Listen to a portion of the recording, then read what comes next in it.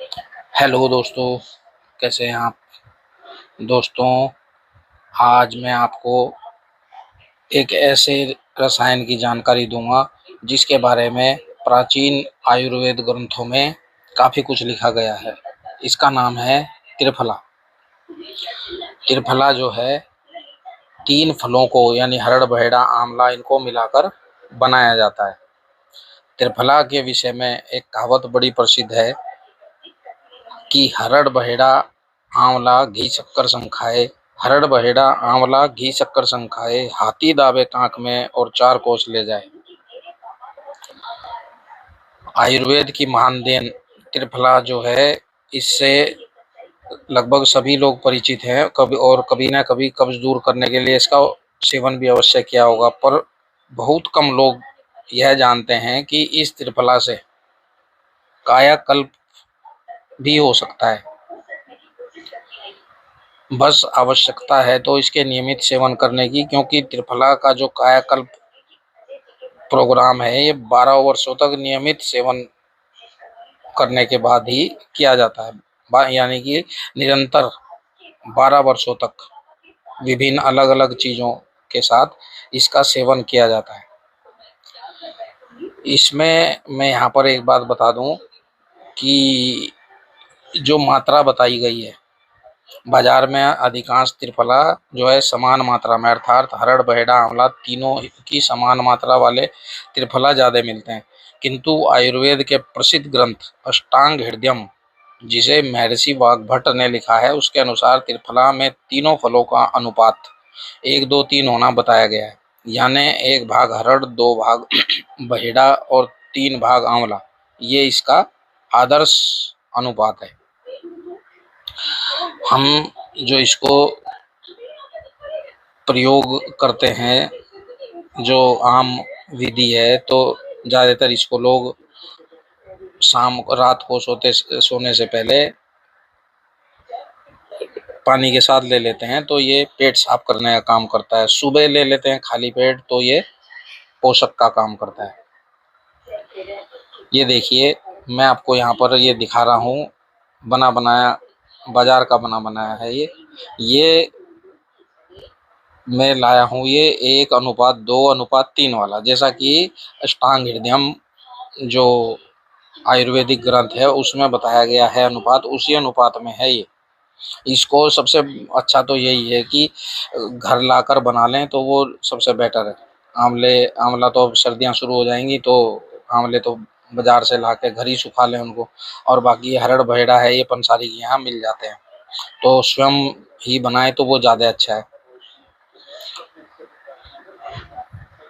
इसको जो है प्राचीन आयुर्वेदिक ग्रंथों में सर्वोत्तम रसायन बताया गया है, जो हमारे वात पित्त और कफ को संतुलित कर हमें निरोगी बनाने की क्षमता रखता है, क्योंकि वात पित्त और कफ के असंतुलन से ही शरीर में रोग आते हैं। आपने इसके अनेकों प्रयोग सुने होंगे, पर मैं जो आज आपको बताने जा रहा हूँ वो है त्रिफला से कायाकल्प। जो इसका कायाकल्प का जो विधान है, वो इसका निरंतर 12 वर्षों का सेवन इसमें बताया गया है, जो हमारे आयुर्वेद ग्रंथ है इनमें। और देखिए, हमारे यहाँ भारत में 6 ऋतुएं होती हैं, तो हर ऋतु में इसका जो अनुपान है वो अलग अलग चीज़ों के साथ, शहद है, गुड़ है, सेंधा नमक है, पीपली है, उनके साथ लेना है। कितना लेना है ये भी यहाँ पर बताया गया है, जो आयुर्वेद के हमारे ग्रंथ हैं, कि जितनी आपकी उम्र है उसको उतने रत्ती, एक रत्ती में लगभग 0.12 ग्राम होता है। तो जैसे उदाहरण के लिए मैं आपको बता दूं, यदि आपकी उम्र 50 साल है तो 50 गुणा 0.12 इक्वल टू 6 ग्राम। तो ऐसे ही जितनी आपकी आयु है उतने ही रत्ती इसका सेवन करें, ज़्यादा मात्रा में सेवन ना करें, अन्यथा दुष्प्रभाव हो सकता है शरीर पर। और एक बात और ध्यान रखें कि आपके शरीर पर प्रभाव के अनुसार यह मात्रा कम भी ली जा सकती है। अर्थात कई लोगों में जो ये मैंने मात्रा बताई है, उनका फैट जो है बहुत तेजी से घटता है तो वो दिखने में काफ़ी कमज़ोर लग सकते हैं। ऐसा होने पर आप इसकी मात्रा कम भी कर सकते हैं और आवश्यकता अनुसार 25% तक मात्रा इसकी कम करके ली जा सकती है। तो अब मैं आपको बताऊंगा इसका ऋतुओं के अनुसार सेवन कैसे करें। पहली ऋतु जो है वो बसंत ऋतु, यानी कि आप इसको ये नोट कर लीजिए कहीं पर। बसंत ऋतु जो है मार्च से मई तक, इसमें जो त्रिफला लेना है वो शहद के साथ लेना है। शहद त्रिफला में जो है शहद उतना मिलाएं जितना मिलाने से त्रिफला और शहद का पेस्ट बन जाए। दूसरी ऋतु आती है ग्रीष्म ऋतु, यानी कि मई से जुलाई तक। इसको गुड़ के साथ लेना बताया गया है, मतलब कि त्रिफला की मात्रा का छठा भाग गुड़ मिलाकर सामान्य जल से सेवन करें। तीसरी ऋतु आती है यहाँ पर वर्षा ऋतु। इसमें आप इसको जो है सेंधा नमक के साथ, मतलब त्रिफला जितना लिया है उसकी छठा भाग सेंधा नमक मिलाकर सामान्य जल से इसका सेवन कर लें। चौथी जो है बताइए हमारी शरद ऋतु, यानी सितंबर से नवंबर तक। इसमें बताया गया है इसको कि देसी खांड या शुद्ध मिश्री छठवां भाग, त्रिफला की मात्रा का छठवां भाग देसी खांड मिलाकर सामान्य जल से सेवन कर लें। पांचवी ऋतु है हेमंत ऋतु, यानी कि नवंबर से जनवरी। इसमें त्रिफला चूर्ण को छठवां भाग सौंठ चूर्ण मिलाकर सामान्य जल से सेवन करें। छठी अंतिम ऋतु है शिशिर ऋतु, यानी कि जनवरी से मार्च। इसमें इसको छोटी पीपली का चूर्ण इसके साथ, मतलब कि त्रिफला की मात्रा का छठा भाग छोटी पीपली का चूर्ण लेकर उनको मिलाकर सामान्य जल से सेवन करें। और एक बात और ध्यान रखें इसमें कि प्रतिदिन जो ये मैंने मिलाकर बताया है प्रतिदिन ही मिलाया जाए, इसको एक बार मिला के नहीं रखना है और पानी में मिलाकर इस मिश्रण को नहीं लेना है। बस पानी थोड़ा कुछ घूंट घूंट करके ऊपर से पी जाना है। किसी किसी को शुरू शुरू में इसके सेवन से जो है लूज मोशन हो सकते हैं, किंतु इससे घबराए नहीं और नमक चीनी का घोल बनाकर पिए, शरीर में जल का अभाव न होने दें। एक बात और विशेष ध्यान रखें कि त्रिफला की प्रकृति जो होती है वो रुक्ष होती है, रूखी। अतः लंबे समय तक सेवन करने के कारण प्रतिदिन भोजन की मात्रा में पर्याप्त देसी गाय के घी का सेवन अवश्य करें, इसका ध्यान रखें। इस प्रकार 12 वर्षों तक लगातार, एक भी दिन छोड़ना नहीं है, 12 वर्षों तक इसका प्रयोग करने से ये कल्प सिद्ध होता है।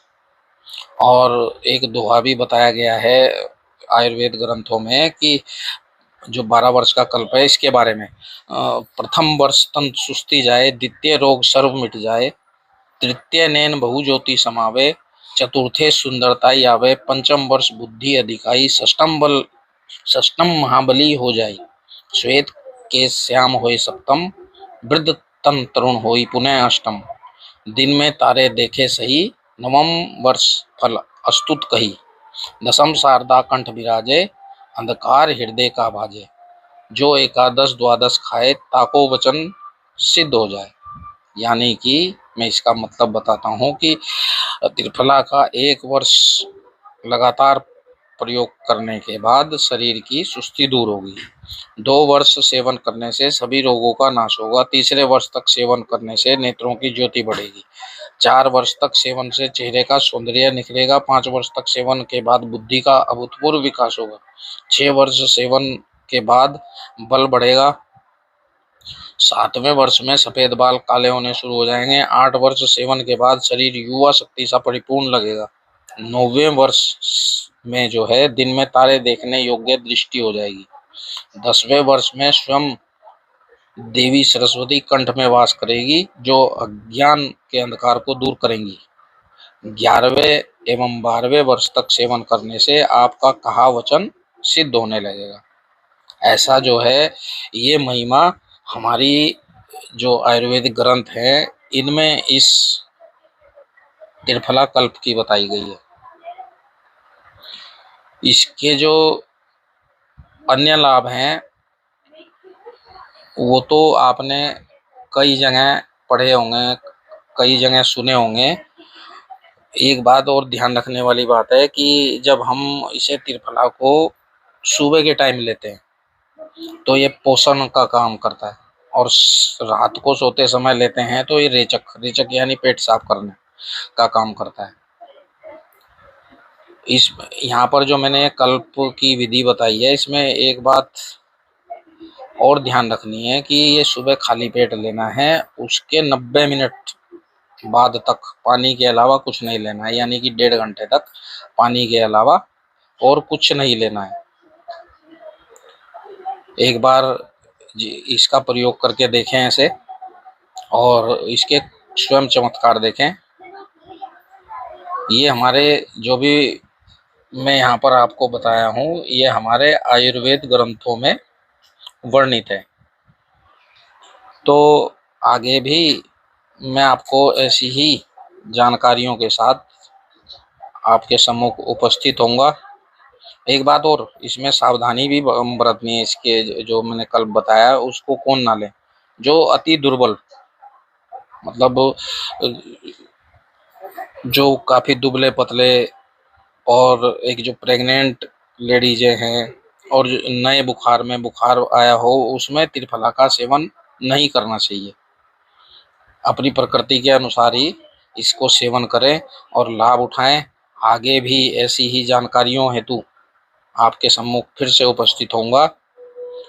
आपने यदि अभी तक मेरा चैनल सब्सक्राइब नहीं किया है तो प्लीज़ सब्सक्राइब कर दीजिए, और ये जो वीडियो के नीचे दाईं तरफ जो ये बेल आइकन दिखाई दे रहा है, इसको दबा दें, ताकि जब भी मेरी कोई ऐसी ही नई वीडियो अपलोड हो तो उसका नोटिफिकेशन आप तक पहुंचे और आप उसका लाभ उठा सकें। तब तक के लिए धन्यवाद, नमस्कार, जय हिंद। फिर आपसे इसी चैनल पर बात होगी। ऐसी ही आयुर्वेद की जो धरोहरें हैं, जो हमारे इसमें जो आयुर्वेद के जो हमारे जो ये रसायन है, रसायन देखिए, रसायन उसको कहते हैं जो रोग, जरा और व्याधि को दूर